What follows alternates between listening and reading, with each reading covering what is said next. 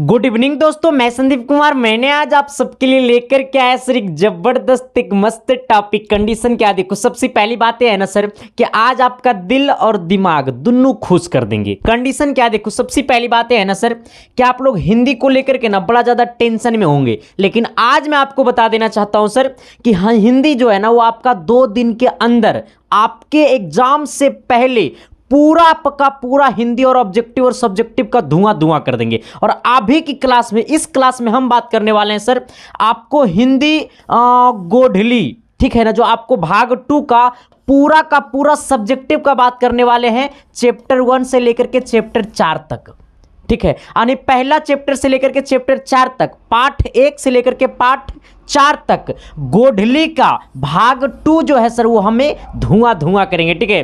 तो सबसे पहले पूरा का पूरा को सब्जेक्टिव को देखेंगे सर। और मैं आपको बता देना चाहता हूं सर कि ये गोधली का भाग 2 जो है, जिसका हमारा 1 चैप्टर से लेकर के 4 चैप्टर तक का हम पूरा का पूरा सब्जेक्टिव का बात करने वाले हैं। और वैसे सब्जेक्टिव का हम बात करने वाले हैं जो आपके एग्जाम में सर 100% एकदम संभावना है मेरे भाई। अच्छा, एक बात मैं आपको और बता देना चाहता हूं सर कि बहुत सारे बच्चे को ऐसे लगते हैं कि साइंस में मेरा क्वेश्चन बहुत कम लड़ा। नहीं मेरे भाई, आप जाकर के हमने साइंस का जितना पूरा का पूरा क्लास लिया है ना, वो सारे क्लासेस को आप जाकर के क्वेश्चन, पूरा क्लास से आप जाकर के क्वेश्चन मिला लीजिए मेरे भाई। ऐसा ही 10, ये 4 ही 5 क्वेश्चन ऐसा होगा जो आपको नहीं मैच करेगा, बाकी पूरा का पूरा सवाल आपको मैच करेगा, ठीक है।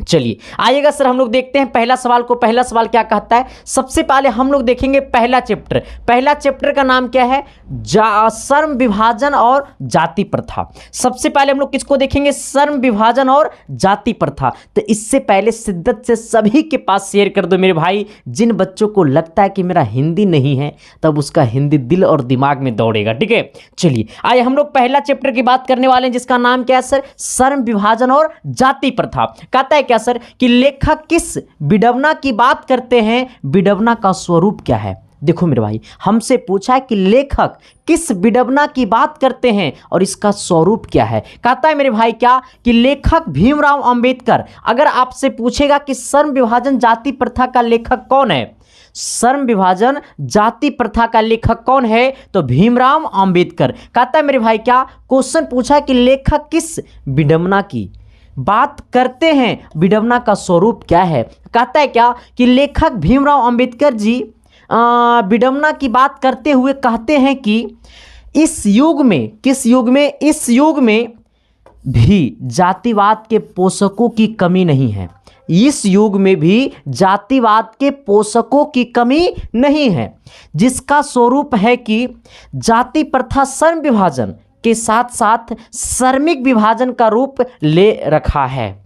हमें क्या बोला है सर कि जाति प्रथा का श्रम विभाजन के साथ साथ श्रमिक विभाजन का भी रूप ले रखा है, जो अशोभनीय है। हमसे क्या पूछा, हमसे सवाल पूछा था मेरे भाई, हमसे सवाल पूछा था कि लेखक किस विडंबना की बात करते हैं, विडंबना का स्वरूप क्या है मेरे भाई। कहता है ना, लेखक किस विडंबना की बात करते हैं, इसका स्वरूप क्या है। तो एक बार मेरे साथ बोलना, सभी का टेंशन हो जाएगा खत्म मेरे भाई। हमने बोला है कि लेखक भीमराव अंबेडकर जी। कौन, लेखक भीमराव अंबेडकर जी विडंबना की बात करते हुए कहते हैं कि इस युग में, किस युग में, अभी के युग में भी जातिवाद पोषकों की कमी नहीं है। अभी के युग में भी जातिवाद पोषकों की कमी नहीं है, जिसका स्वरूप है कि जाति प्रथा श्रम विभाजन के साथ साथ श्रमिक विभाजन का रूप ले रखा है, जो अशोभनीय है। यहाँ तक कोई दिक्कत, कोई परेशानी, कोई कष्ट नहीं ना है सर, हम होने नहीं देंगे। अब एक बात और आपको बता देना चाहता हूँ, आना हिंदी का पेपर, ठीक है, हिंदी का पेपर दे करके आना। और इसका पीडीएफ, हम ये पूरा का पूरा पीडीएफ जो है सर हम आपको फ्री में टेलीग्राम पे डाल दिए हैं सर, ठीक है। टेलीग्राम जो है, आप टेलीग्राम पे जाइएगा और सर्च कीजिएगा, अपने टेलीग्राम पे आप सर्च कीजिएगा संदीप कुमार, ठीक है। जैसा ही संदीप कुमार सर्च कीजिएगा मेरा आईडी खुल जाएगा। और अगर इतना से नहीं खुलेगा सर तो आप सर्च कर लीजिएगा @, ठीक है। क्या सर्च कीजिएगा, @, संदीप, @संदीप 7295 ये मेरा आईडी खुल जाएगा सर, जिसमें लगभग 10,000 से अधिक लोग ज्वाइन होंगे। उसी को ज्वाइन कर लीजिएगा और वहीं पे ये पूरा सब्जेक्टिव का आपको पीडीएफ हम फ्री ऑफ कॉस्ट आपको दे दिए हैं सर, ठीक है। चलिए, और आना, एग्जाम देकर के आना मेरे भाई, और एक बार अच्छे से पूरा पेपर को मिला लेना मेरे क्वेश्चन से। अगर आपको मैच नहीं कर जाएगा ना सर, तो मेरे से फिर दिल लगाना छोड़ देना। कहता है ना सर कि जब सिलेक्शन ही नहीं तो मोहब्बत किस बात की, ठीक है सर। मैं हमेशा से कहता हूं मेरे भाई कि आप शिद्दत से पढ़िए, प्यार से पढ़िए, मोहब्बत से पढ़िए। अगर क्वेश्चन नहीं टिकराएगा तो आकर के आप मेरे से कांटेक्ट कीजिए, ठीक है सर। चलिए आइएगा सर। देखो, सबसे पहली बात है, बहुत सारे बच्चे ऐसे हैं जो 2 वीडियो देख लिया, 3 वीडियो देख लिया, सर क्वेश्चन बात 3 वीडियो सुनवा ही आया। अरे पूरा देखिएगा तब न आएगा जी। चलिए आइएगा 2 नंबर सवाल की तरफ। 2 नंबर सवाल क्या कहता है सर, थोड़ी सी गौर कीजिएगा। 2 नंबर सवाल कहता है ना कि जातिवाद के पोषक उसके पक्ष में क्या तर्क देते हैं। जातिवाद के पोषक उसके पक्ष में क्या तर्क देते हैं। तो कहता है क्या उत्तर में कि जातिवाद के पोषक का यह तर्क है कि, मेरे साथ बोलना, जातिवाद के पोषक का यह तर्क है कि आधुनिक सभ्य समाज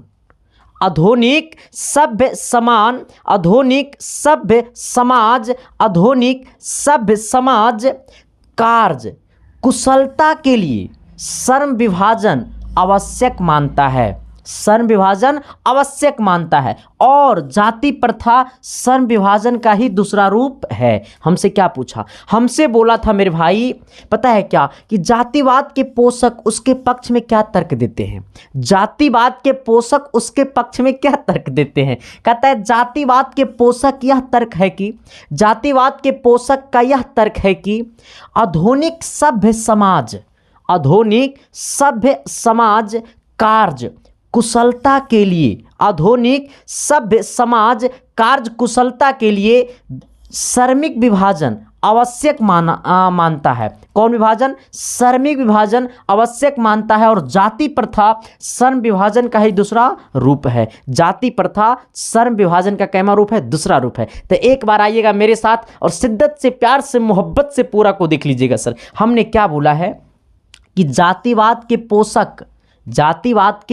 पोषक का यह तर्क है कि आधुनिक सभ्य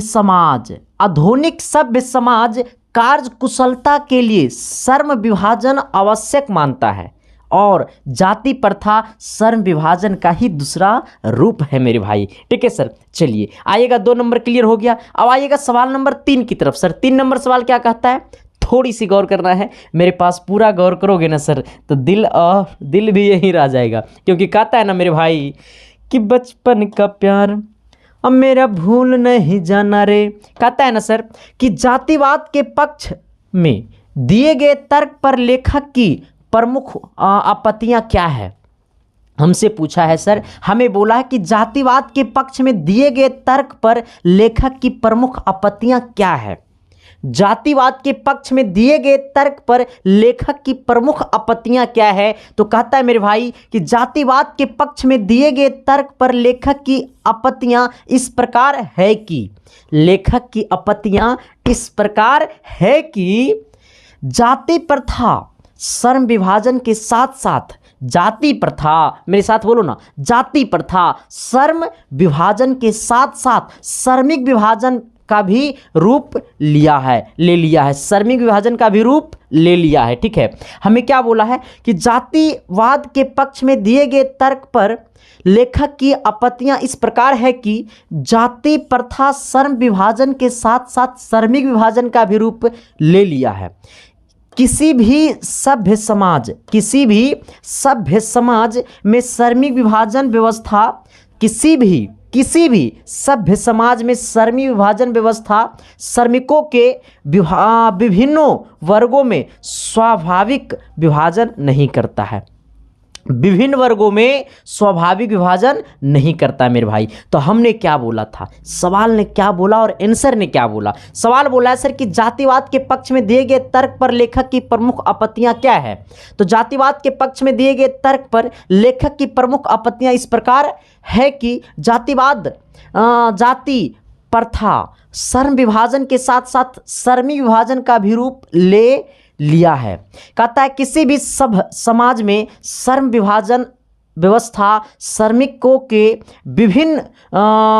विभिन्नों वर्गों में स्वाभाविक विभाजन नहीं करता है सर। ठीक है, यहाँ तक कोई दिक्कत, कोई परेशानी, कोई कष्ट जब नहीं है सर तो एक बार सभी के सभी दोस्तों के पास शेयर कर दो सर। और जो भी लोग चैनल पे पहली बार आए हैं शिद्दत से, प्यार से, मोहब्बत से सब्सक्राइब कर देना सर। चलिएगा आइएगा क्वेश्चन नंबर 4 की तरफ। 4 नंबर सवाल क्या कहता है, थोड़ी सी गौर कीजिएगा और दिल और दिमाग में लगा के सर सो जाइएगा। कहता है ना सर कि जाति भारतीय समाज में श्रम विभाजन का स्वाभाविक रूप क्यों नहीं कही जा सकती। अच्छा, कहता है जाति भारतीय समाज में श्रम विभाजन का स्वाभाविक रूप क्यों नहीं कही जा सकती है, क्यों नहीं कही जा सकती है। कहता है जाति भारतीय समाज में श्रम विभाजन का स्वाभाविक रूप क्यों नहीं कही जा सकती है। बिल्कुल सही सवाल, बिल्कुल सही सवाल। ठीक है सर, अब आना मेरी बात को, सवाल को नहीं, कौन कौन लोग नहीं सवाल को समझा, सवाल को कौन कौन लोग नहीं समझा दिल से, और दिल से नहीं समझा ना मेरे भाई तो हम आपको समझाते हैं। कहता है ना कि जाति भारतीय समाज में श्रम विभाजन का स्वाभाविक रूप क्यों नहीं कही जा सकती है। जाति भारतीय समाज में श्रम विभाजन का स्वाभाविक रूप क्यों नहीं कही जा सकती है। कहता है भारतीय समाज में जातिवाद के आधार पर श्रम विभाजन स्वाभाविक है। कहता है क्या कि भारतीय समाज में, किस समाज में, भारतीय समाज में जातिवाद के आधार पर श्रम विभाजन का स्वाभाविक है। हाँ, कहता है क्या सर कि इस भारतीय समाज में जातिवाद के आधार पर श्रम विभाजन का होना स्वाभाविक है, यानी क्या है, स्वाभाविक है। फिर कहता है क्या सर, क्योंकि जातिगत श्रम विभाजन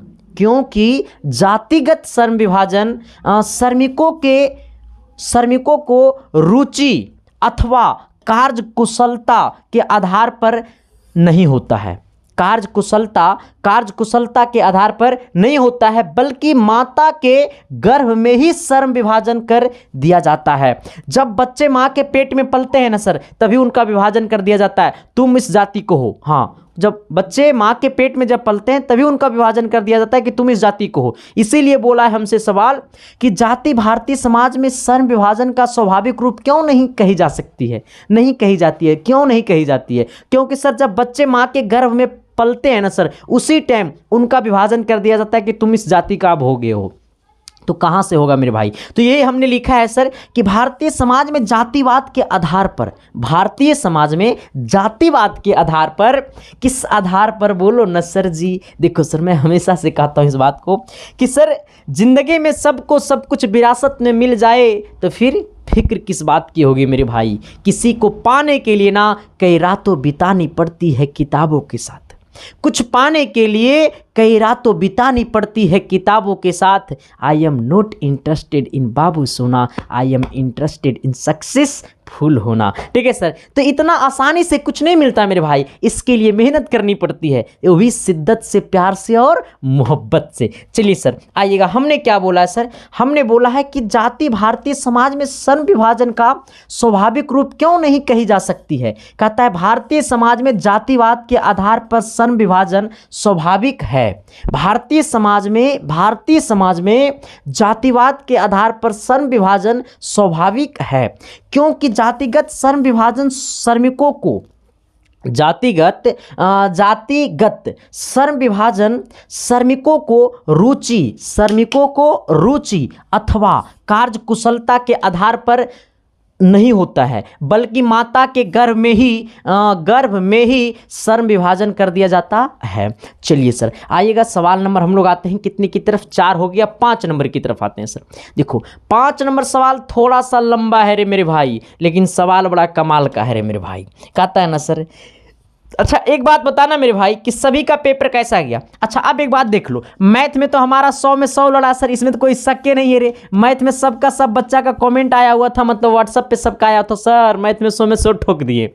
देखो सर साइंस में जहाँ तक मैं बात करूँगा ना सर, तो साइंस में कुछ थोड़ी सी मेरी कंडीशन को गड़बड़ाया है सर। अब की बार हमने जो सब्जेक्टिव को गेस किया था, लेकिन जो बच्चा सिर्फ 110 वाला सीरीज के साथ साथ और हमने भी क्लास लिया था, अगर वो पूरा क्लास देख लिया होगा 110 वाला सीरीज और सभी क्लास देख लिया होगा ना, तो वो भी साइंस में कम से कम 80 क्वेश्चन होता है ना, जो सब्जेक्टिव ऑब्जेक्टिव मिला करके 80 नंबर का, कम से कम सर वो 75 ठोक दिया होगा एकदम हिला करके सर, ठीक है ना। और सोशल साइंस की जब मैं बात करूंगा सर एसएसटी का, तो आपको पता है सर कि मेरा सब्जेक्ट एसएसटी जो है ना सर, इसमें आपको ऑब्जेक्टिव और सब्जेक्टिव दोनों लड़ा, लेकिन सर मैथ और साइंस जितना हम पढ़ाए भी नहीं थे इसको, उतना तो हम पढ़ाए भी नहीं थे, क्योंकि साइंस एसएसटी मेरा सब्जेक्ट भी उतना नहीं है फेवरेट, तो एसएसटी को मैंने उतना पढ़ाया भी नहीं था, लेकिन जितना पढ़ाया था वो सारा का सारा इंपॉर्टेंट था, ठीक है सर। चलिए आइएगा, लेकिन मैं अब बात करने वाला हूँ हिंदी को फोड़ रहा हूँ सर, तो हिंदी तो समझिए गया होगा कि तुम लोग, हम वही पढ़ाते हैं जो बोर्ड एग्जाम पूछता है, बोर्ड एग्जाम पूछेगा वही जो संदीप कुमार पढ़ाता है सर, ठीक है सर। चलिए आइएगा, हमने क्या बोला है कि जाति प्रथा भारत में बेरोजगारी का एक प्रमुख और प्रत्यक्ष कारण कैसे बन गई है। सोचो मेरे भाई कि तुम अपने कोचिंग में 1 साल पढ़ते हो और तुम वहां से अगर 50 नंबर का क्वेश्चन नहीं लड़ पाता है, तुम सोच लो मेरे भाई, और हमने आपको इतना कम समय में इतने बेहतरीन सवाल दिया और आपको अच्छे मतलब नंबर की ओर आपको हमने भेजा सर, अच्छे मतलब जो देखो, मैं अपनी पूरी ताकत मैंने झोंक दिया मेरे भाई, ठीक है, हम मुझ में जितनी ताकत थी मैंने पूरे झोंक दिया। अब वो एग्जाम पे डिपेंड करता है सर, एग्जामिनर पे डिपेंड करता है कि ये सवाल को किस अकॉर्डिंग मतलब वो सीट कर रहा है, ठीक है मेरे भाई, तो बात ये है। लेकिन सर बस मैं आपसे उम्मीद करता हूं मेरे भाई यही कि आप लोग शिद्दत से, प्यार से, मोहब्बत से पढ़िए, मम्मी पापा की फिक्र को फक्र में बदलिए, ठीक है सर। आइएगा, कहता है क्या, थोड़ी सी गौर करना कि जाति प्रथा भारत में बेरोजगारी का एक प्रमुख और प्रत्यक्ष कारण कैसे बनी हुई है। हमें क्या बोला है कि जाति प्रथा जो है सर, वो भारत की समाज में, जाति प्रथा भारत में बेरोजगारी का एक प्रमुख और प्रत्यक्ष कारण कैसे बनी हुई है। जाति प्रथा भारत में बेरोजगारी का एक प्रमुख और प्रत्यक्ष कारण कैसे बनी हुई है, हम लोग इस पे बातें करेंगे सर, ठीक है। लेकिन इस बात को आप समझना मेरे भाई कि ये आप इस चीज़ को देखिएगा, अभी टाइम है ना, इस चीज को आप देखिएगा कि जाति प्रथा भारत में बेरोजगारी का एक प्रमुख और प्रत्यक्ष कारण है। जाति प्रथा भारत में बेरोजगारी का एक प्रमुख और प्रत्यक्ष कारण है, हमने यही लिखा है, क्योंकि भारतीय श्रम विभाजन का आधार जाति है, क्योंकि भारत में श्रम विभाजन का जो आधार है वो क्या है, जाति है, तो लोग जाति को ही देख करके अपना रोजगार देते हैं। कहता है क्या कि भारतीय श्रम विभाजन का आधार जाति है, चाहे श्रमिक कार्य कुशल हो या नहीं, चाहे श्रमिक कार्य कुशल हो या नहीं हो, श्रमिक कार्य कुशल हो या नहीं हो, उस समाज में रुचि हो या नहीं हो, उस समाज में रुचि हो या नहीं हो, जन्मजात श्रम विभाजन कर उसे श्रम विशेष के लिए चुनाव कर लिया जाता है, श्रम विशेष के लिए उसे चुनाव कर लिया जाता है। श्रमिक में कार्य के प्रति आरुचि हो, श्रमिक में कार्य के प्रति रुचि नहीं आरुचि हो, अथवा यह श्रमिक कार्य कुशल नहीं होते हैं। कहता है कि यह श्रमिक कार्य कुशल नहीं हो तो वह अपने काम को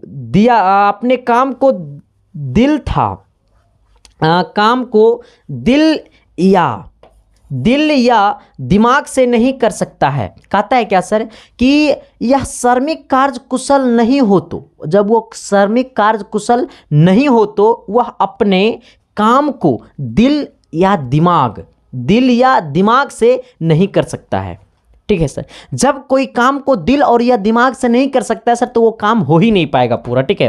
फिर कहता है ऐसे हालात में बेरोजगारी हो जाएगा, जब ऐसा हालात आएगा तो बेरोजगारी हो जाएगा तथा समाज में दिन प्रतिदिन बेरोजगारी का बढ़ाव मिलेगा। जब ऐसा हालात आ जाएगा सर, तो समाज में दिन प्रतिदिन बेरोजगारियों को क्या मिलेगा, बढ़ावा मिलेगा सर, ठीक है। तो हमने क्या बोला है, हमने बोला है सर कि जाति प्रथा भारत में बेरोजगारी का एक प्रमुख और प्रत्यक्ष कारण है। जाति प्रथा भारत में बेरोजगारी का एक प्रमुख और प्रत्यक्ष कारण है। कहता है क्योंकि भारतीय श्रम विभाजन का आधार जाति है, भारतीय श्रम विभाजन का आधार जाति है, चाहे श्रमिक कार्य कुशल क्यों ना हो, चाहे श्रमिक कार्य कुशल हो या नहीं हो, उस कार्य समाज में उस कार्य समाज में रुचि हो या नहीं हो, जन्मजात श्रम विभाजन कर उसे श्रम विशेष के लिए चुनाव कर लिया जाता है। श्रमिक में कार्य के प्रति रुचि हो अथवा यह श्रमिक कार्य कुशल नहीं हो तो वह अपने काम को दिल या दिमाग से नहीं कर सकता है। ऐसी हालात में वह बेरोजगारी हो जाएगा। जब वो काम को दिल और दिमाग से नहीं करेगा तो ऐसे हालात में बेरोजगार हो जाएगा तथा समाज में दिन प्रतिदिन बेरोजगारी को क्या मिलेगा, बढ़ावा मिलेगा। तो ऐसे केस में समाज में दिन प्रतिदिन बेरोजगारी को क्या मिलेगा, बढ़ावा मिलेगा। आप खुद से सोचिए, किसी भी काम को अगर दिल और दिमाग से नहीं कीजिएगा ना सर, तो वो काम आपको करने में मजा आएगा ही नहीं। अगला सवाल की तरफ था सर, थोड़ा सा देखिएगा ना अगला क्वेश्चन, तो बड़ा मजा आएगा। हाँ, कहता है सवाल नंबर 6 क्या, थोड़ी सी देखिएगा सवाल नंबर 6 की तरफ। कहता है क्या कि लेखक आज उद्योगों में गरीबी और उत्पीड़न से भी बड़ी समस्या किसे मानते हैं और क्यों। कहता है क्या सर कि लेखक आज उद्योगों में गरीबी और उत्पीड़न से भी बड़ी समस्या किसे मानते हैं और क्यों। लेखक जो है सर उद्योगों में गरीबी से भी बड़ी समस्या किसे मानते हैं, इसी बात को बताना है। ठीक है, कहता है लेखक बाबा साहेब जी आज उद्योगों में गरीबी और उत्पीड़न से भी बड़ी समस्या यह मानते हैं कि बहुत से लोग निर्धारित कार्य को अरुचि के साथ केवल विवशतावश करते हैं। बहुत से लोग निर्धारित कार्य को अरुचि के साथ, मतलब उस काम में उसको रुचि नहीं है लेकिन विवशतावश उस काम को क्या करते हैं। क्योंकि ऐसी स्थिति संभवतः मनुष्य को इस दुर्भावना से ग्रस्त रहकर कम काम करने के लिए प्रेरित करती है। जब मनुष्य जो है ना सर, वो अपने दिल और दिमाग से जब कोई काम को करेगा ही नहीं तो क्या वो पूरा काम कर पाएगा, नहीं कर पाएगा। तो अगर कोई काम को, अगर हम लोग खुद से सोचिए कभी कभी कि जब हम लोग कोई काम को करते हैं तो अगर उस काम को दिल से करेंगे ना तो काम करने में खूब मजा आता है। और जब दिल से करवे नहीं करेंगे, दिमाग से करवे नहीं करेंगे तो काम करने में मजा आएगा, नहीं आएगा बकलोल। आइए इधर, हमने यही बोला है सर कि क्योंकि ऐसी स्थिति संभवतः मनुष्य को दुर्भावना से ग्रस्त रहकर कम काम करने के लिए प्रेरित करती है। ऐसी स्थिति में जहां काम करने वालों का ना दिल लगता हो और ना दिमाग, कोई कुशलता कैसे प्राप्त हो सकती है। जब काम करने वाले को ना तो दिल लगता है ना तो दिमाग लगता है तो कोई कुशलता कैसे प्राप्त हो सकती है, नहीं हो सकती मेरे भाई। ठीक है सर, आइएगा एक बार फिर से आइएगा, हम लोग अच्छे से देखते हैं क्योंकि मेरा मंजिल तो वही है सर कि सपनों की शहर में जाना है और अब की बार 482 से भी पार करना है। ठीक है सर, आइए। कहता है लेखक बाबा साहेब जी आज के उद्योगों में गरीबी और उत्पीड़न से भी बड़ी समस्या यह मानते हैं कि बहुत से लोग निर्धारित कार्य को अरुचि के साथ केवल विवशतावश करते हैं। क्योंकि ऐसी स्थिति में संभवतः मनुष्य को दुर्भावना से ग्रस्त रहकर कम काम करने के लिए प्रेरित करती है। ऐसे स्थिति में जहां काम करने वाले को ना तो दिल लगता हो और ना दिमाग, कोई तो कुशलता कैसे प्राप्त हो सकती है। ठीक है सर, चलिए आइएगा सवाल नंबर 7 की तरफ। 7 नंबर सवाल क्या कहता है, थोड़ी सी गौर करना, वो भी शिद्दत से और प्यार से और मोहब्बत से। कहता है लेखक ने पाठ में किन प्रमुख पहलुओं से जाति प्रथा को एक हानिकारक प्रथा के रूप में दिखाया है। हमें क्या बोला है कि लेखक जो है सर, रुक जा मेरे भाई रुक जा। कौन लेखक, ये लाइट कैसे गिरी अरे, इसको चेक करो तो। हो ला ला ला ला ला। हमने क्या बोला सर कि लेखक ने पाठ में किन प्रमुख पहलुओं से जाति प्रथा को एक हानिकारक प्रथा के रूप में दिखाया। तो कहता है कि लेखक ने विविध पहलुओं से जाति प्रथा को एक हानिकारक प्रथा के रूप में दिखाया है जो निम्नलिखित है। पहला क्या है, अस्वाभाविक शर्म। कौन सा? अस्वाभाविक शर्म। पहला क्या है सर? पहला जो है वो है अस्वाभाविक शर्म विभाजन। दूसरा क्या है? बढ़ती बेरोजगारी। अगला क्या है सर? अरुचि। अगला और विवस्था से शर्म का चुनाव गतिशील एवं आदर्श समाज का तथा वास्तविक लोकतंत्र का स्वरूप है। गतिशील एवं आदर्श समाज का वास्तविक लोकतंत्रता का क्या है सर? स्वरूप है। वास्तविक लोकतंत्र का क्या है सर? स्वरूप है। तथा वास्तविक लोकतंत्र का क्या है? स्वरूप है। तो हमने क्या बोला है कि लेखक ने विविध पहलुओं से जाति प्रथा को एक हानिकारक प्रथा के रूप में दिखाया है जो निम्नलिखित है। पहला क्या है? अस्वाभाविक श्रम विभाजन। अस्वाभाविक श्रम विभाजन, बढ़ती बेरोजगारी, अरुचि और विवस्था से श्रम का चुनाव गतिशील एवं आदर्श समाज का तथा वास्तविक लोकतंत्र का स्वरूप है। ठीक है सर। चलिए आइएगा अगले क्वेश्चंस की तरफ। अगला कहता है ना क्या, 8 नंबर सवाल की तरफ कहता है कि सच्चे लोकतंत्र की स्थापना के लिए लेखक ने किन विशेषताओं को आवश्यक माना है? सच्चे लोकतंत्र की स्थापना के लिए लेखक ने किन विशेषताओं को आवश्यक माना है? कहता है सच्चे लोकतंत्र की स्थापना के लिए लेखक ने जिन विशेषताओं को आवश्यक माना है वो है बहुविध। ठीक है ना? बहुविध हितों में सबका भाग सम्मान होनी चाहिए। क्या बोला है? बहुविध हितों में सबका भाग सम्मान होनी चाहिए। सबको उनकी रक्षा के प्रति सजग रहनी चाहिए। सबको उनकी रक्षा के प्रति सजग रहनी चाहिए। सामाजिक जीवन में आबद्ध संपर्क का अनेक साधन व अवसर उपलब्ध रहनी चाहिए। मतलब सभी के जो होता है ना सर, सामाजिक जीवन में अवध संपर्क का अनेक साधन एवं अवसर उपलब्ध रहनी चाहिए। कहता है तात्पर्य यह है कि दूध पानी का मिश्रण की तरह भाईचारों का वास्तविक रूप है।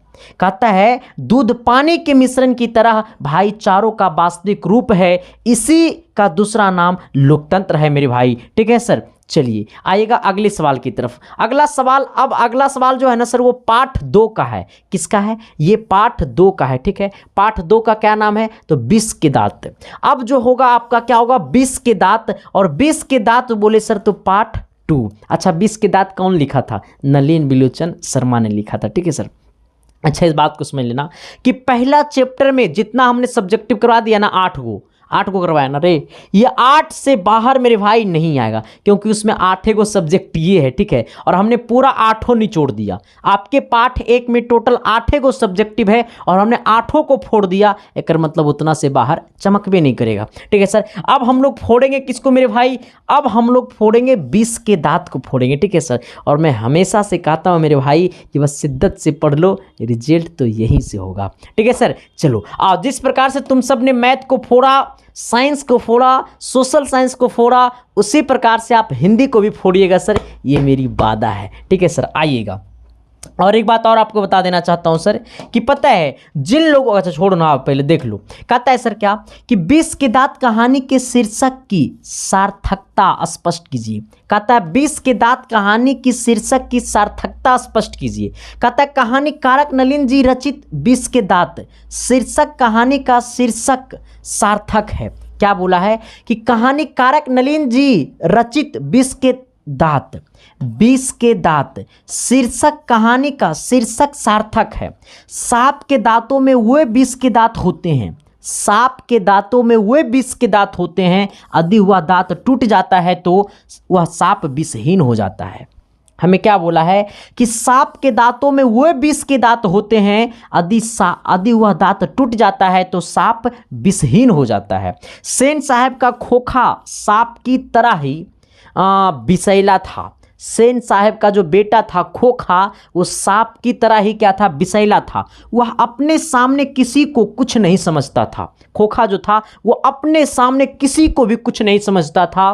किसी की भी पिटाई कर देता था, वो किसी को भी पिटाई कर देता था। एक बार मदन ने उसके विष के दांत ही तोड़ डाले। एक बार मदन ने ऐसा फैट मारा ना उसको कि ओकर दत्ते झड़ गए। ठीक है सर, आइए तो हमने क्या बोला है कि कहानीकारक नलिन जी रचित विष के दांत शीर्षक कहानी का शीर्षक सार्थक है। सांप के दांतों में वे विष के दांत होते हैं, सांप के दांतों में वे विष के दांत होते हैं। यदि वह दांत टूट जाता है तो सांप विषहीन हो जाता है। सेन साहब का खोखा सांप की तरह ही विषैला था। सेन साहब का जो बेटा खोखा था वो सांप की तरह ही क्या था, विषैला था। वह अपने सामने किसी को भी कुछ नहीं समझता था, किसी को भी कुछ पिटाई कर देता था। एक बार मदन ने उसके विष के दांत ही मार के क्या कर दिया, तोड़ डाला सर। ठीक है, चलो इसीलिए ये कहानी क्या था, सार्थक था। अगला कहता है 2 नंबर क्या, विष के दांत का ये दूसरा नंबर क्वेश्चन है।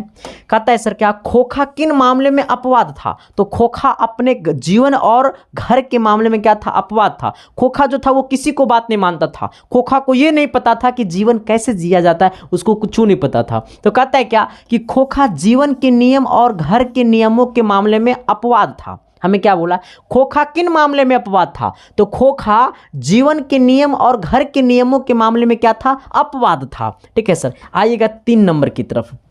सेन दंपत्ति खोखा में कैसी संभावनाएं देखते थे और उन संभावनाओं के लिए उन्होंने कैसी शिक्षा तय की थी? सेन दंपत्ति जो था सर वो अपने बेटे खोखा में इंजीनियर बनने की संभावनाएं देखते थे। क्यों? क्योंकि वो खूब तोड़ फोड़ करता था। मतलब कोई सामान देखा ना तुरंत तोड़ दिया। ठीक है, कोई और सामान देखा वो तुरंत तोड़ दिया। तो लगता था ना सेन दंपत्ति को, मेरा बेटा तो इंजीनियर बनेगा। उनको पता कहाँ था कि बेटा तो खराब है।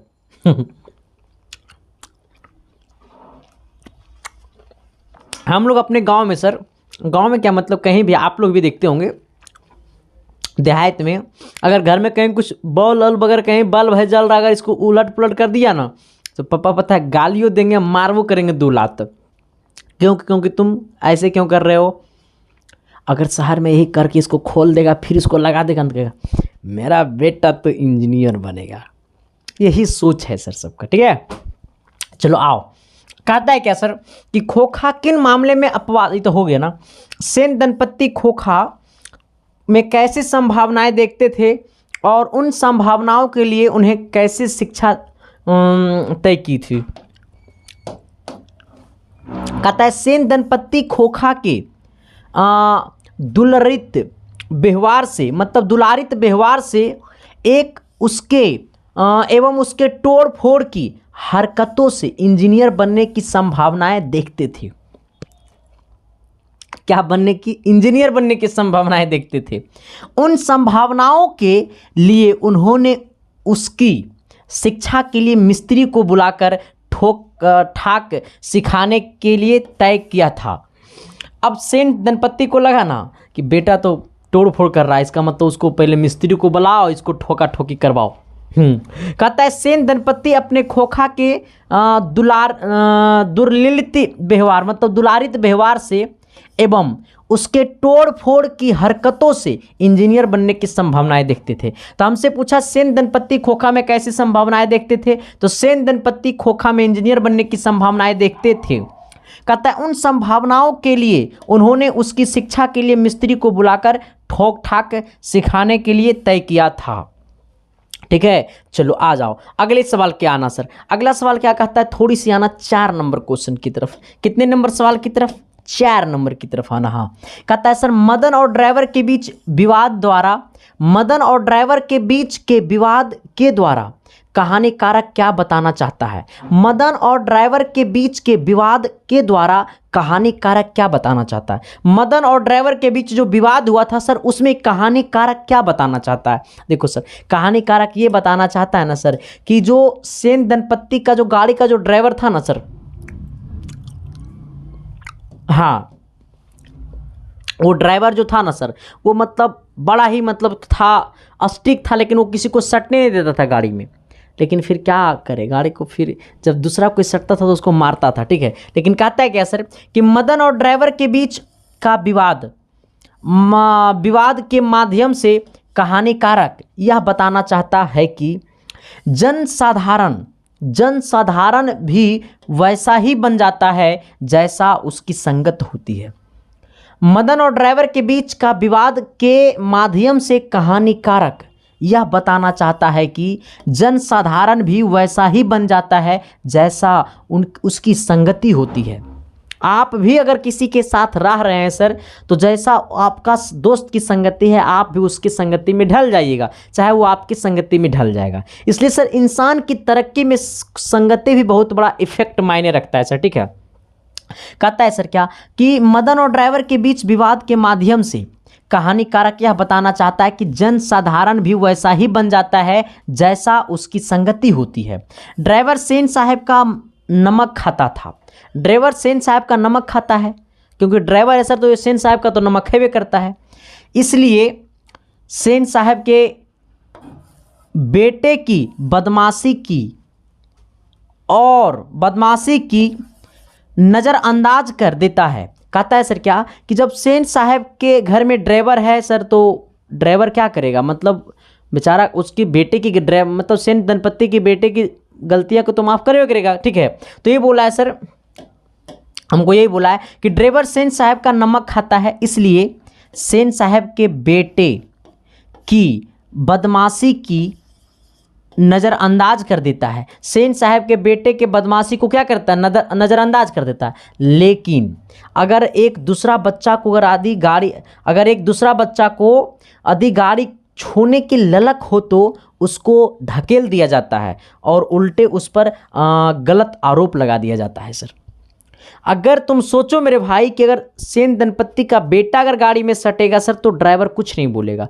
अगर कोई गांव टोले मोहल्ले का अगर आदमी उस गाड़ी में सटने के लिए अगर ललक हो तो उसको ढकेल देगा और उल्टा उस पर आरोप लगा देगा। देखो सर कैसी संगति है। तो इसलिए कहता है सर कि जो जैसे संगति में रहता है वैसे बन ही जाता है मेरे भाई। तो एक बार शिद्दत से बता देना, प्यार से बता देना मेरे भाई, ये क्लास आपको कैसा लग रहा है सर, बस एक बार शिद्दत से बता देना, ठीक है सर।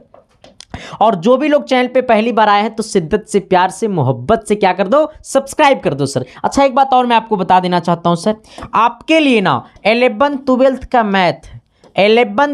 का मैथ का टेंशन आप कर लो खत्म, क्योंकि आपके पास आ गया SK साइंस क्लासेस लेकर के result with Sandeep.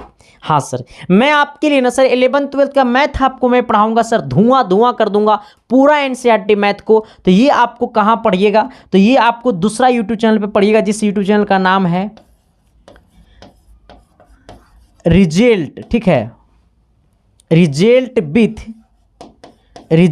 With Sandeep search कीजिएगा, ठीक है, result with Sandeep, result with क्या सर्च कीजिएगा, संदीप सर्च कीजिएगा, ठीक है। तो वो यूट्यूब चैनल आ जाएगा, उसे भी आप लोग सब्सक्राइब कर लीजिएगा और सारे मैथ को कर देंगे धुआं, ठीक है सर। चलिए, दिल में दर्द हो, तकलीफ हो सर, तो इंस्टा को भी ज्वाइन कर लो, वो भी मैं आपको बता देना चाहता हूँ सर। आइए जाइएगा इंस्टा पे और सर्च कीजिएगा, पता है क्या, देखो क्या सर्च कीजिएगा, संदीप, ठीक है, क्या सर्च कीजिएगा।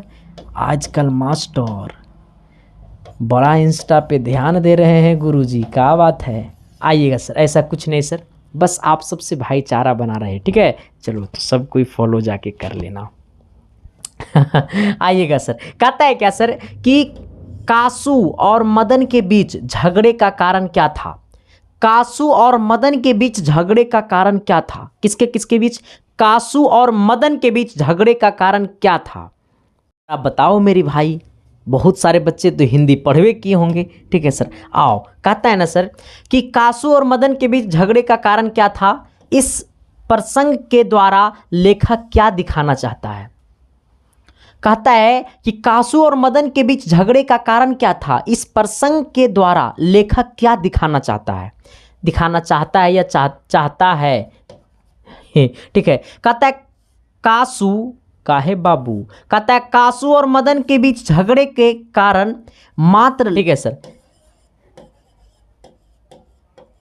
ठीक है, क्या बोला है कि कासू, कहता है क्या कि कासू कासू और मदन के बीच झगड़े का कारण मात्र लट्टू था। क्या था? लट्टू, नचाने वाला लट्टू था।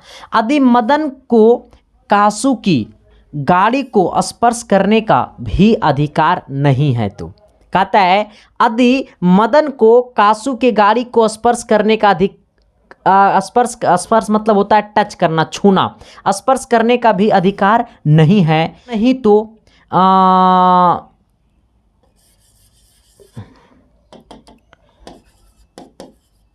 कासू को मदन का लट्टू भी नचाने का अधिकार नहीं। क्या बोला है समझ में? तो तुम लोग नहीं समझो, देखो मेरे बात को, बोला है ना मेरे भाई पता है क्या बोला है कि कासू और मदन के बीच झगड़े का कारण लट्टू था। यदि मदन को कासू की गाड़ी को स्पर्श करने का भी अधिकार नहीं तो कासू का मदन का लट्टू भी नचाने का अधिकार नहीं। ये लट्टू है सर, ठीक है, क्या है? लट्टू भी नचाने का अधिकार नहीं। लेकिन कासू वह नचाना चाहता था, लेकिन जो कासू था उससे लट्टू को क्या करना चाहता था? वो नचाना चाहता था, जो मदन के विचार से गलत था। जो मदन के विचार से क्या था? गलत था। कासू जो था वो लट्टू को नचाना चाहता था, लेकिन वो मदन के विचार से क्या था? अलग था, ठीक है, अलग था। फिर मदन की प्रतिशोधन की भावना, फिर मदन के प्रति फिर कहता है क्या? फिर मदन की प्रतिशोध की भावना ने झगड़े का रूप ले लिया। फिर कहता है मदन की प्रतिशोध की भावना ने झगड़े का रूप ले लिया। इस प्रसंग के द्वारा कहानीकारक यह दर्शाना चाहते हैं कि बच्चे में भी प्रतिशोध की भावना जागती है। देखो, ये बोला कि नहीं नचाने देंगे, ये बोला कि हम नचेबे करेंगे। ये बोला सर कासू मदन का लट्टू भी नचाने का अधिकार नहीं है। कासू को देखो, कासू क्या बोला कि हम नचेबे करेंगे, लेकिन मदन बोला कि तुम अपने गाड़ी को छूने नहीं दो तो तुमको हम लट्टू कैसे नचाने देंगे, ठीक है। तो इसको यहाँ से देख लेना सर, ठीक है, पीडीएफ देखो ऐसी है, ठीक है, थोड़ा सा इसको सुधार लेना यहाँ पे, ठीक है। चलो आ जाना अगले क्वेश्चन की तरफ आना। इधर आपको कितना 5 सवाल हो गया, ठीक है। अब आना सर आपको चैप्टर नंबर कितना, अब आना आपको पाठ 3 में। अब कितने पाठ में आना सर? ये आना आपको पाठ 3 में। पाठ 3 में क्या है मेरे भाई? भारत से हम क्या सीखें। पाठ 3 में क्या है? हम भारत से क्या सीखें, भारत से हम क्या सीखें, ठीक है। ये पाठ 3 में है। कहता है क्या सर कि भारत को पहचान सकने वाली दृष्टि का आवश्यकता किनके लिए वांछनीय है और क्यों। देखो कहता है ना भारत को पहचान सकने वाली, कहाँ उल्टा पुल्टा टाइपिंग है भाई, रुक जाओ थोड़ा सा, इसको सुधारने दो टाइपिंग को। तो कहता है क्या भारत से हम क्या सीखें, यही ना है। कहता है भारत को पहचान सकने वाली दृष्टि की पहचान किनके लिए वांछनीय है और क्यों। कहता है कि भारत को पहचान सकने वाली दृष्टि की आवश्यकता किनके लिए है, किनके लिए वांछनीय है और क्यों है। पता है हमें क्या बोला है? हमें बोला है ना सर कि भारत को पहचान सकने वाली दृष्टि की आवश्यकता, भारत को पहचान सकने वाली दृष्टि की आवश्यकता किनके लिए वांछनीय है और क्यों है, किनके लिए वांछनीय है और क्यों है, हमको इसी को बताना, ठीक है। कहता है भारत को पहचान सकने वाली दृष्टि की आवश्यकता यूरोपियन लोगों के लिए वांछनीय है। किसके लिए वांछनीय है? तो यूरोपियन लोगों के लिए क्या वांछनीय है? क्योंकि प्राचीन भारत ही नहीं, आज का भारत भी विविध समस्याओं के निदान में सहायक है। बहुत समस्याओं के निदान में क्या है, मतलब सहायक है सर। तो हमको यही बोला है। हमको क्या बोला था? हमको बोला था कि भारत को पहचान सकने वाली दृष्टि की आवश्यकता किनके लिए वांछनीय है और क्यों है। तो भारत को पहचान सकने वाली दृष्टि की आवश्यकता यूरोपियन लोगों के लिए वांछनीय है, क्योंकि प्राचीन भारत ही नहीं, आज का भारत भी विविध समस्याओं के निदान से क्या है, सहायक है। निदान में क्या है, सहायक है, ठीक है। आइए अगले क्वेश्चन की तरफ सर, आइएगा 2 नंबर सवाल की तरफ। 2 नंबर सवाल क्या कहता है, थोड़ी सी गौर कीजिएगा, पूरा गौर कीजिएगा सर, तो प्यार हो जाएगा, प्यार के साथ मोहब्बत भी हो जाएगा मेरे भाई। ठीक है सर, कहता है ना, पता है क्या कहता है, कहता है भारत के साथ यूरोप के व्यापारिक संबंध के प्राचीन प्रमाण लेखक ने क्या दिखाए हैं। देखो कहा है क्या सर, कि लेखक ने क्या दिखाए हैं। कहता है भारत के साथ यूरोप के व्यापारिक संबंध के प्राचीन प्रमाण लेखक ने क्या दिखाए हैं।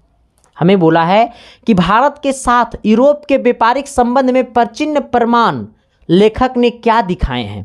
कहता है भारत के साथ यूरोप के व्यापारिक संबंध के प्राचीन प्रमाण लेखक ने बाइबिल दिखाए हैं। बाइबिल को दिखाते हुए कहा है, लेखक ने किसको दिखाते हुए कहा है, तो लेखक ने बाइबिल को दिखाते हुए कहा है कि संस्कृत शब्द के आधार पर, संस्कृत शब्द के आधार पर मैं इस निष्कर्ष पर पहुंचा हूं कि हाथी दांत, बंदर मोर और चंदन आदि जिन वस्तुओं का व्यापार यूरोप में होता था वह केवल भारत से ही निर्यात संभव है।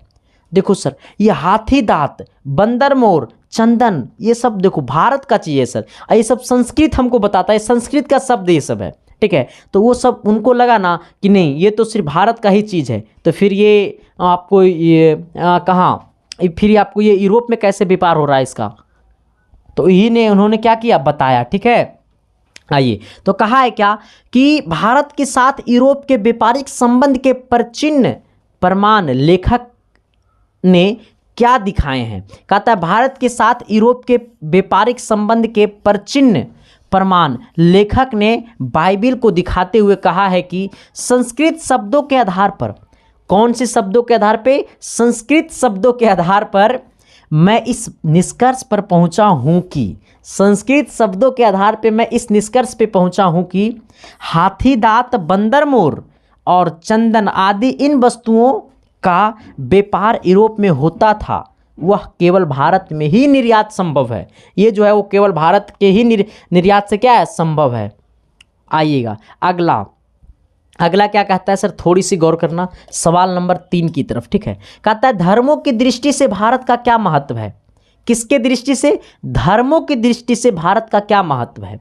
तो कहता है कि धर्मों की दृष्टि से भारत का महत्व बताते हुए लेखक ने कहा कि, धर्मों की दृष्टि से भारत का महत्व बताते हुए लेखक ने कहा कि धर्म का वास्तविक उत्सव उसके प्राकृतिक विकास अथवा क्षीयमान रूप का प्रत्यक्ष परिचय भारत में मिलता है। हमें क्या बोला है सर, हमें बोला है कि धर्म की दृष्टि से भारत का महत्व बताते हुए लेखक ने कहा कि धर्म का वास्तविक उत्सव उसके प्राकृतिक विकास अथवा क्षीयमान रूप का प्रत्यक्ष परिचय भारत में मिलता है। यह भारत ब्राह्मण धर्म वैदिक धर्म वाला तथा बौद्ध धर्म की जननी और पारसी धर्म की सारण स्थलीय है। ठीक है, क्या है, सारण स्थलीय है। तो यही हमको क्या करता है सर, हमें यही पूछा था धर्मों की दृष्टि से भारत का क्या महत्व है। तो धर्मों की दृष्टि से भारत का महत्व है कि धर्मों की दृष्टि से भारत का महत्व बताते हुए लेखक ने कहा कि धर्म का वास्तविक उत्सव उसके प्राकृतिक विकास अथवा क्षीयमान रूप का प्रत्यक्ष परिचय भारत में मिलता है। यह भारत ब्राह्मण धर्म, बौद्धिक धर्म वाला तथा बौद्ध धर्म की जननी और पारसी धर्म का सारण स्थली है। ठीक है सर, आइएगा अगला सवाल नंबर कितना की तरफ आइएगा, 4 की तरफ आइएगा। देखो 4 नंबर सवाल पता है क्या कहता है, हो ला ला ला ला ला। ठीक है सर, आओ देखो सर, मैं हमेशा से कहता हूँ मेरे भाई कि शिद्दत से, प्यार से, मोहब्बत से पढ़ लो इतने से मामला फंसेगा। आइए कहता है क्या सर,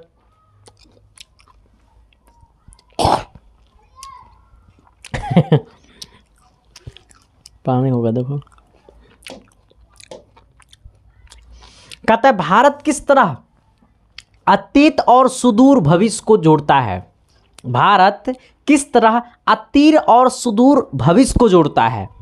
कहता है भारत को जानने की इच्छा रखने वाले लोग, भारत को जानने की इच्छा रखने वाले लोग जब भारत में अनुसंधान करते हैं तो उनकी जैसी भी समस्या हो, चाहे शिक्षा क्षेत्र में, कानून बनाने पक्ष में अथवा शासन पद्धति के पक्ष में, उस समस्या का हल खोजने के लिए भारतीय अतीत का भी यहाँ अध्ययन तथा समस्या भी हल हो जाता है जो भविष्य के लिए उपयुक्त है। अतः भारत अतीत और सुदूर भविष्य को जोड़ता है।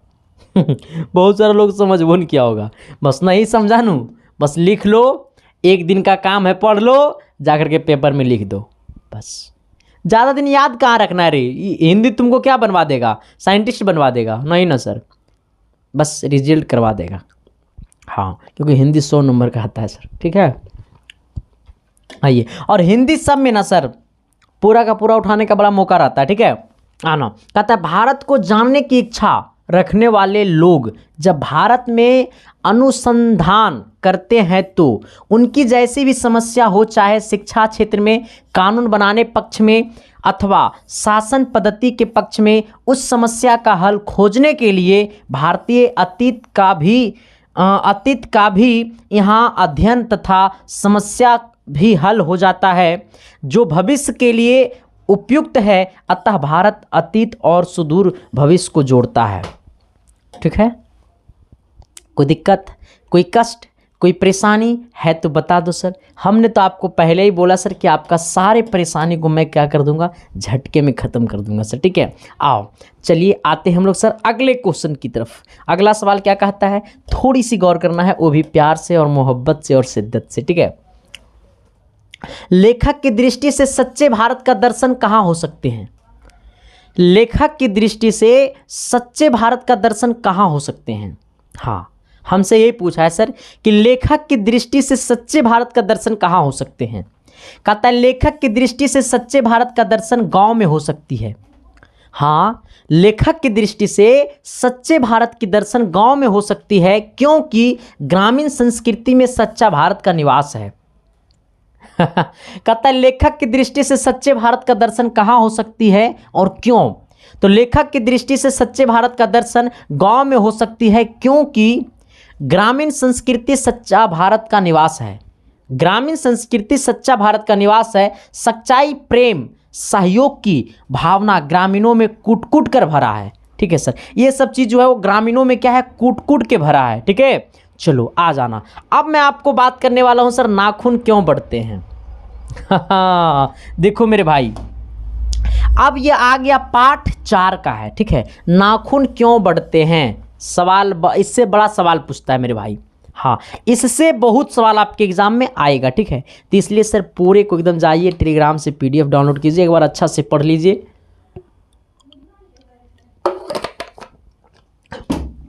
अगर ये 4 चैप्टर से सर अगर सवाल पूछेगा ना तो इतना से बाहर नहीं पूछेगा सब्जेक्टिव में, ठीक है। अगर ये 4 चैप्टर से सवाल आएगा तो इतना से बाहर नहीं आएगा सब्जेक्टिव में मेरे भाई, ये मेरा वादा है सर, ठीक है। चलो आ जाना। कहता है क्या सर, थोड़ी सी गौर करना कि नाखून क्यों बढ़ते हैं, ठीक है। यही इस चैप्टर का नाम है, नाखून क्यों बढ़ते हैं। या प्रश्न लेखक के आगे कैसे उपस्थित हुआ। हाँ, लेखक इस बात को कैसे सोचा कि नाखून क्यों बढ़ते हैं, प्रश्न यही पूछा है। पहला प्रश्न पूछा है बुक कि ये बात लेखक के मन में कैसे आया कि नाखून क्यों बढ़ते हैं, ठीक है। आ जाना। कहता है क्या सर कि नाखून क्यों बढ़ते हैं, यह प्रश्न लेखक के आगे लेखक की छोटी पुत्री ने उपस्थित किया। कौन किया? लेखक के छोटी पुत्री ने उपस्थित किया, ठीक है। हमें पूछा है सर कि नाखून क्यों बढ़ते हैं, यह प्रश्न लेखक के आगे कैसे उपस्थित हुआ। तो कहता है नाखून क्यों बढ़ते हैं, यह प्रश्न लेखक के आगे लेखक की छोटी पुत्री ने उपस्थित किया, ठीक है। आइए 2 नंबर की तरफ। 2 नंबर कहता है सर कि बढ़ते नाखून द्वारा प्राकृतिक मनुष्य का क्या याद दिलाती है। बढ़ते नाखून द्वारा प्राकृतिक मनुष्य को क्या याद दिलाती है। हाँ, हमसे पूछा है बढ़ते नाखून द्वारा प्राकृतिक मनुष्य को क्या याद दिलाती है सर। कहता है कि बढ़ते नाखून द्वारा प्राकृतिक मनुष्य को क्या याद दिलाती है, क्या याद दिलाती है। कहता है बढ़ते नाखून द्वारा प्राकृतिक मनुष्य को याद दिलाता है कि मनुष्य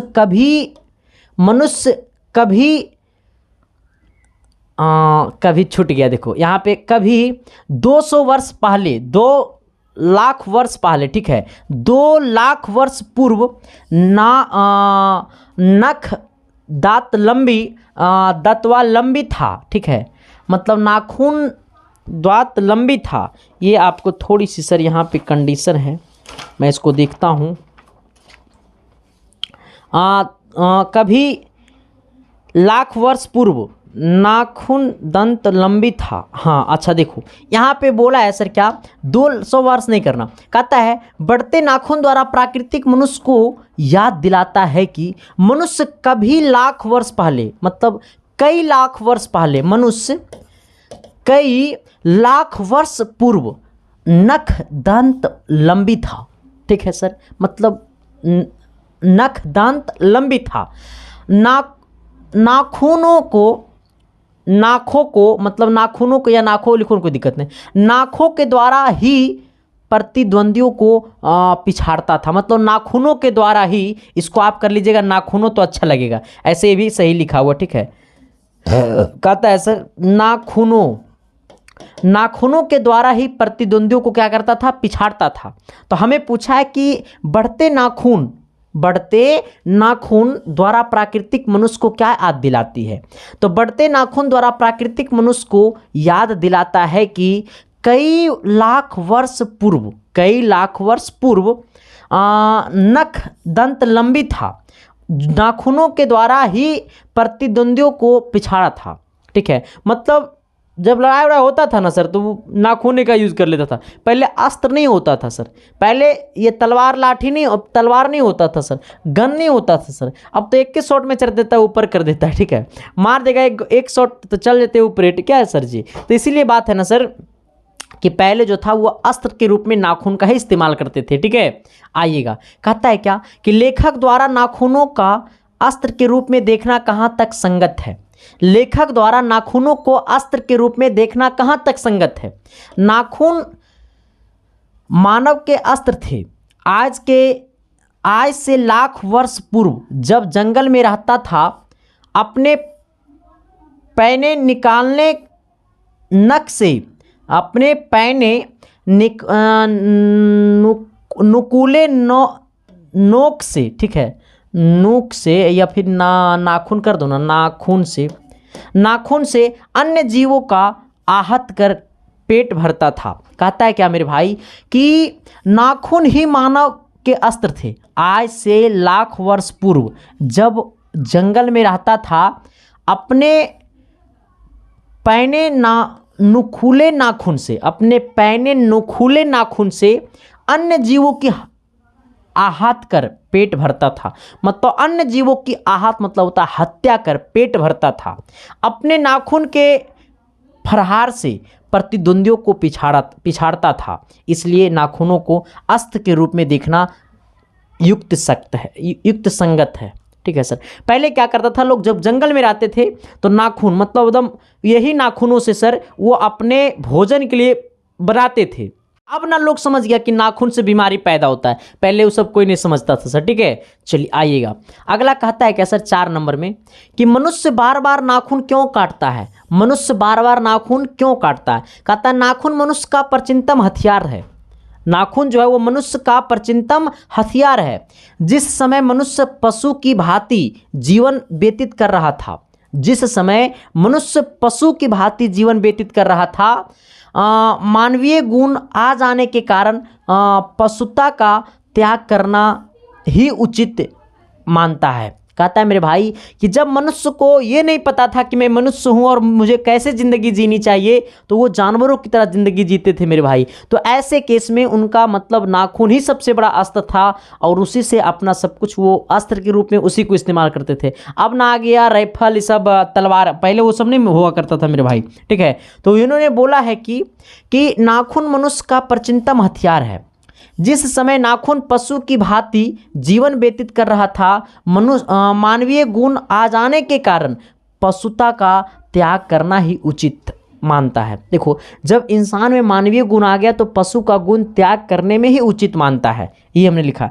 इसलिए मनुष्य नाखून को अपना हथियार नहीं बनाना चाहता है। इसलिए अब जो है मनुष्य अपना नाखून को हथियार बनाना नहीं चाहता है। पहले वो चाहते थे लेकिन अब नहीं चाहते हैं। ठीक है, आइएगा अगला क्या कहता है सर, थोड़ी सी गौर करना कि नाखून बढ़ाना और उन्हें काटना कैसे मनुष्य की सहजात वृत्तियां हैं। आइए देखो, कहता है क्या मेरे भाई कि नाखून बढ़ाना और उन्हें काटना कैसे मनुष्य की सहजात वृत्तियां हैं, इनका क्या अभिप्राय है।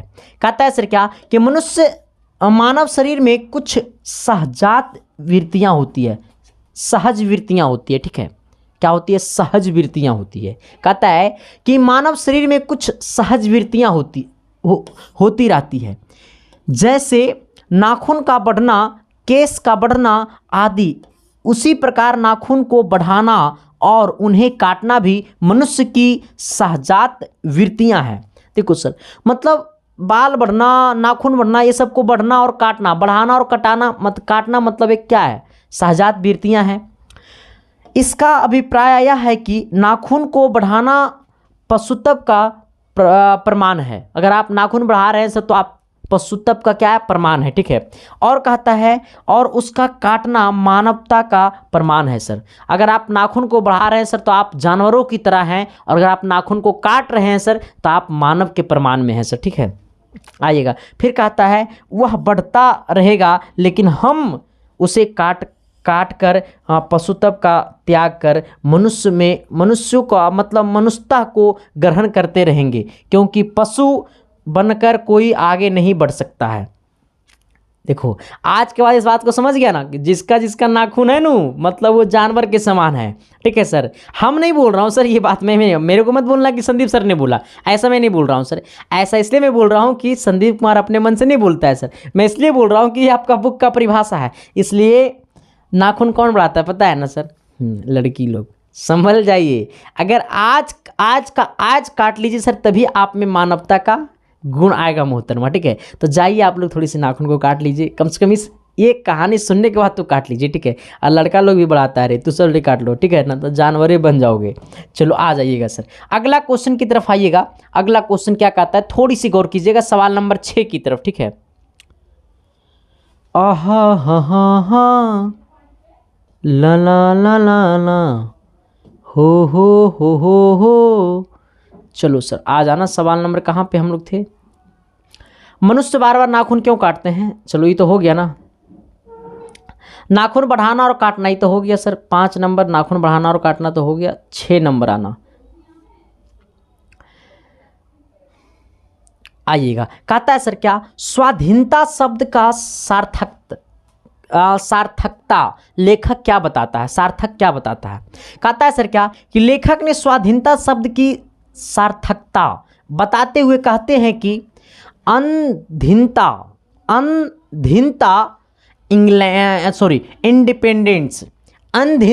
इंडिपेंडेंस को भारत के लोग स्वाधीनता के रूप में सोच लिया। भारत के लोग स्वाधीनता के रूप में सोच लिया। यह हमारे वीरकालीन संस्कारों का फल है। ये जो हमारा वो वीरकालीन मतलब हमारे देश में जो युद्ध लड़े हैं उनका क्या है? फल है। इसलिए हम स्वयं के बंध को छोड़ने के लिए तैयार नहीं हैं। ठीक है, इसलिए हम लोग स्वयं के बंधन को छोड़ने के लिए तैयार नहीं है सर। ठीक है, चलिए आइएगा अगला सवाल। कहता है लेखक द्वारा नाखूनों को अस्त्र के रूप में देखना कहाँ तक संगत है? ये बात तो हम पढ़ा दिए ना सर। आइएगा, नाखून बार बार क्यों काटते हैं, ये बात हम पढ़ाइए दिए हैं सर। आइएगा, स्वाधीनता का लेखक क्या बताते हैं सर, ये भी हम बता। अच्छा आइएगा, रुक जाओ। कहता है स्वाधीनता शब्द का सार्थक कहाँ लेखक क्या बताता है?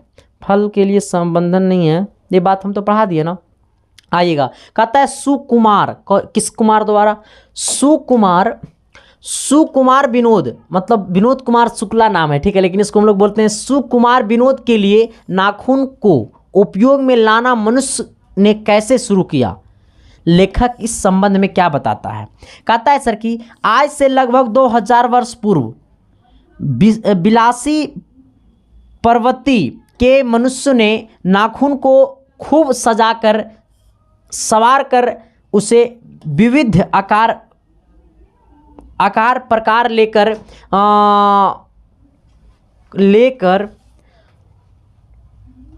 कोर छाट कर सुंदर और आकर्षण बनाते थे। मतलब पहले क्या होता था सर कि नाखून को बड़ा अच्छा से काटते थे, एकदम बड़ा सुंदर कोर छाट करके बड़ा अच्छा से कप बनाते थे। जो लेखक ने इस कला को मनोरंजन बताया, लेखक ने फिर क्या बताया, इस कला को मनोरंजन बताया। लेखक ने इस संबंध में यह भी कहा कि उस समय लोग अपने नाखून को मोम से चिकना करते थे। उस समय, अभी के डेट में नहीं सर, लगभग ये 2000 वर्ष पूर्व जो था वो लोग जो है नाखून को मोम से चिकना करते थे। मोम से क्या करते थे, चिकना करते थे और आलता से रंगते थे। अभी भी गांव में जाओगे सर तो अब तो रंगूसपाली आ गया ना, पहले क्या होता था, आलता होता था सर, ठीक है। आलता अभी भी गांव में आपको मिल जाएगा, गांव में तो मिल जाएगा, शहर में आपको आलता नहीं मिलेगा सर, ठीक है। हालांकि शादी उदी होता है ना तो आलता का यूज किया जाता है सर, ठीक है। हाँ चलिए सर, अब मैं आपको बता देना चाहता हूं सर कि ये पाठ 4 तक हमने आपको क्या कर दिया, ख़त्म कर दिया। थोड़ा सर मैंने स्पीड किया क्योंकि आपके एग्ज़ाम बहुत जल्द है तो स्पीड हमको करना पड़ा, ठीक है, मजबूरी है सर, ठीक है। तो thank you sir, love you. बाकी बता देना क्लास कैसा लगा। जो भी लोग चैनल पे पहली बार आए थे, शिद्दत से, प्यार से, मोहब्बत से सब्सक्राइब कर देना। बाकी मिलते हैं आपसे कोई अगली क्लास में, तब तक के लिए बाय। देखते रहना इसके science classes. Thank you, love you.